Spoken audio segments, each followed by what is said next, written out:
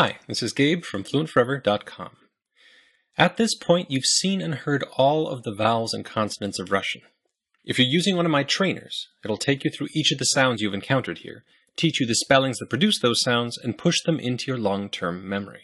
And if you're not, that's okay too. The goal of these videos was to give you a passing familiarity with all of the available sounds, so that when you study them in detail, they're not going to be totally new to you. That'll make them easier to learn. In either case, I want to cover 3 important quirks of the Russian spelling system, so that they don't trip you up when you start delving into the language. And as always, Lilia is here to help us out. Hi. We'll begin by talking about how to figure out if a consonant you're looking at is hard or soft. As in von or von. Basically, most consonants in Russian are by default hard. You need to do something to them to palatalize them, and generally there are 2 ways to do that. The first is by using the soft sign, which looks like a tiny lowercase b in Russian. If you stick that soft sign after a consonant, it makes that consonant soft. Which is what's making the n in von soft. There's actually a hard sign too, though it's mostly obsolete, since consonants are hard by default. Your next option, which is much more common, has to do with the vowel that's coming next in the word. Basically, most vowels in Russian come in 2 forms. A normal non-palatalizing form, a, e, o, u, I, and a soft palatalizing form, ya, ye, yo, yu, I. The first 4 of these soft vowels, when stressed and pronounced on their own, for instance when they're at the beginning of a word or if they come after a soft sign or hard sign, start off with a y sound. Ya, ye, yo, yu. As in яхта, счастье, подъемный кран, and юнга. But when these vowels come after a consonant, they behave differently. Instead of making a y sound, they make the preceding consonant soft. Normally, for instance, if you put a consonant like l, in front of a normal vowel like a, you're going to get a hard sound for that consonant. You'll get la, as in lap. If, on the other hand, you put that same l in front of the soft palatalizing vowel like ya, then you get a soft consonant, as in ляп. And you can see in the IPA, the 2 vowels are the same. They're both a. It's just that the consonant is changing from l to y. So this is Luke and Luke, and this is Toma and Tьома. Same concept in all of these cases. The soft palatalizing vowel, ya, yu, yo, is making the preceding consonant soft. L, ляп, l, Luke, t, Tьома. Our next topic is consonant voicing and devoicing. Almost every consonant, in English or in Russian, comes in voiced and unvoiced versions. You can get a feel for this by putting your hand on your throat and saying zzz. You should feel buzzing in your throat. Zzz. And that buzzing means that zzz is a voiced consonant. If you do the exact same thing, but say s instead, you'll find that there is no buzzing. S is the unvoiced version of z. Most of Russian's consonants are paired up like this. B is voiced p, g is voiced k, d is voiced t, zh is voiced sh, and v is voiced f. Now, when you find a consonant on its own, meaning that there are no other consonants right next to it, and you find that in the beginning or the middle of a word, then you don't need to care about voicing. B sounds like b, and p sounds like p. There are 2 circumstances where you need to start paying attention.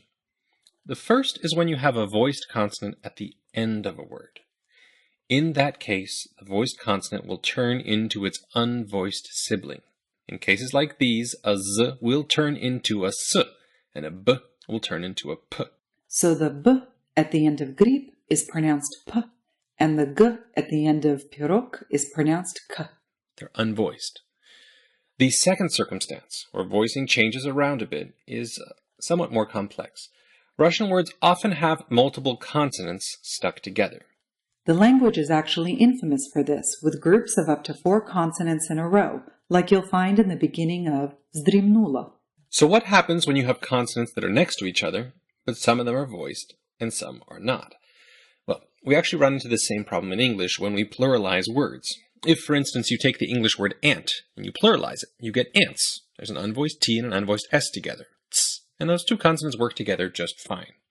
But if you take a word like bug and you pluralize it, suddenly there's a problem. It's really hard to put a voiced g with an unvoiced s and say something like bugs. So we say bugs, turning that S into a Z. Bugs. Russian handles this problem by taking the voicing of whatever consonant comes last in the group and using it for all the consonants that come before it. Basically, you look at whatever's happening on the far right side of that consonant group and you apply that to all the consonants to the left of it. So, if the consonant on the far right is voiceless, for instance a k sound, K, then all of the consonants next to it on the left will be voiceless too. As in obloshka, where the zh in the middle turns into a sh. And if the consonant on the far right is voiced, then all the consonants in the group will be voiced. As in ryukzak, the k in the middle turns into a g. This is a rule that you get used to pretty quickly because it's so hard to say something like obloshka or ryukzak. This rule also applies across multiple words. So while a word like sirop on its own ends in a p, if you combine it with gustoy, you get sirop gustoy. That p turns into a b. Basically, if you see multiple words in Russian, you can often treat them like one long word and apply pronunciation rules accordingly. And so with that, we've covered most of the important rules of Russian's spelling system.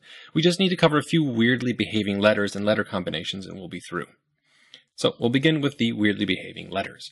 The hard letters zh, sh, ts, and the soft letters ch and sh. I'm calling these letters hard and soft letters because zh, sh, and ts are always hard, and ch and sh are always soft or palatalized. You don't need to worry much about the two soft consonants. They're actually simpler than other consonants, since they always sound soft. But the three hard consonants can behave a bit weirdly. Let me show you what I mean. So usually, if you combine a consonant with a soft vowel, like ya, ye, yo, the consonant goes soft. D and ye turn into d, v and ya turn into vya. But if you do that with one of the hard consonants, it's not going to happen. A zh and a ye together, for instance, do not turn into zhe. They turn into zhe, as in zhemchuk. This gets especially weird when you try to combine a zh and an e. In Russian, e is a soft vowel, always. And its hard equivalent is actually a different vowel altogether, y. So when you combine a zh and an e together, you don't get zhi and you don't get zhi. You get zhi. Basically, the consonant resists palatalization so much that it will turn a soft vowel like e into a hard vowel like y. A similar thing happens with some foreign loanwords. Remember back in the previous video when we talked about vowel reduction and how some main vowels will turn into reduced vowels except in a few foreign words like radio? Well, this also applies to the ye vowel in foreign words like tenis. Even though words like these are spelled tienis with a soft t, they're pronounced tenis. The t is hard. And that's about it for the complexities of the Russian spelling system. The only thing left are a few consonant combinations that show up from time to time and are pronounced a bit more simply than they're written. Basically, if you run into a s and a ch together, as in shasta, you pronounce that combination shasta rather than schasta. If you run into t, s, ya or t, s, ya together, they're pronounced tsa, as in просыпается and расписаться rather than tsa. If you see the ridiculous combination of v, s, t, v together in a word like чувство, you can thankfully skip the first V sound and say чувство instead of чувство. And if you run into a d and a ts together, then instead of trying to stumble your way through saying dts, you can skip the d and just say ts, as in 30 рублей. And we are now through with the whole Russian pronunciation system. To quickly review what we covered in this video, we began by talking about hard and soft consonants, and how Russian indicates soft consonants by sticking a soft sign or a soft vowel after them, as in Vonь, Luke, and Toma. We also mentioned that these soft vowels begin with a y sound whenever they're at the beginning of a word or they come after a hard or soft sign, as in яхта, счастье, or подъемный кран.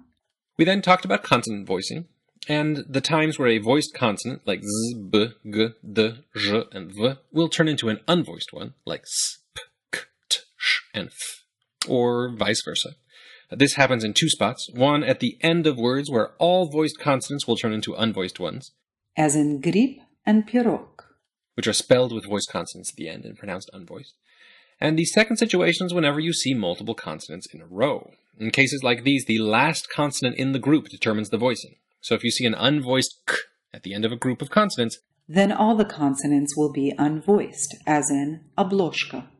And if you see a voiced consonant, like z or g, at the end of a group, then the whole group will be voiced, as in рюкзак or сироп густой.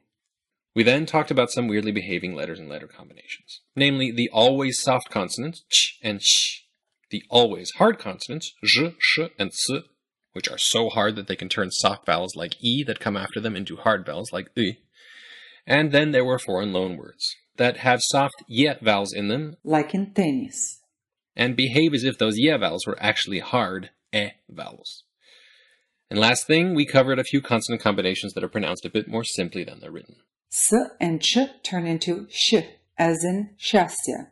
T, se, and ya, or c, se, and ya, turn into ца, as in просыпаться and расписаться.